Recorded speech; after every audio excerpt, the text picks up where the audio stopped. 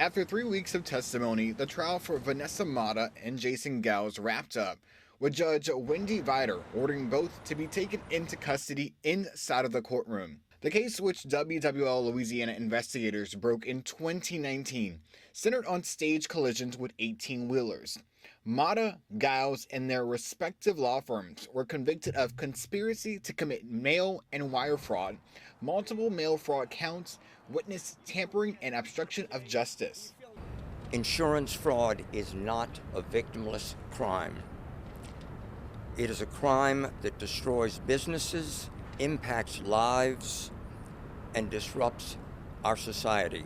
First, Assistant U.S. Attorney Michael Simpson praised the jurors' verdict Friday, saying Motta and Giles must now face the consequences of their actions.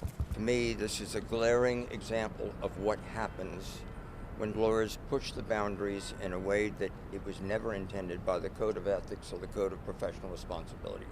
Prosecutors say Motta and Giles paid so-called slammers to intentionally crash into tractor trailers so they could file lawsuits and collect large settlements.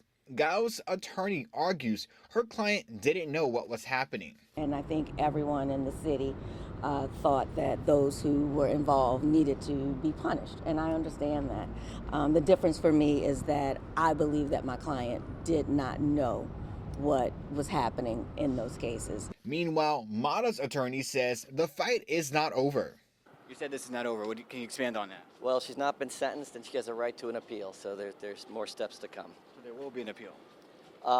Yes, I'll be filing a notice of appeal. Despite that, federal prosecutors say schemes like this have real consequences for the public.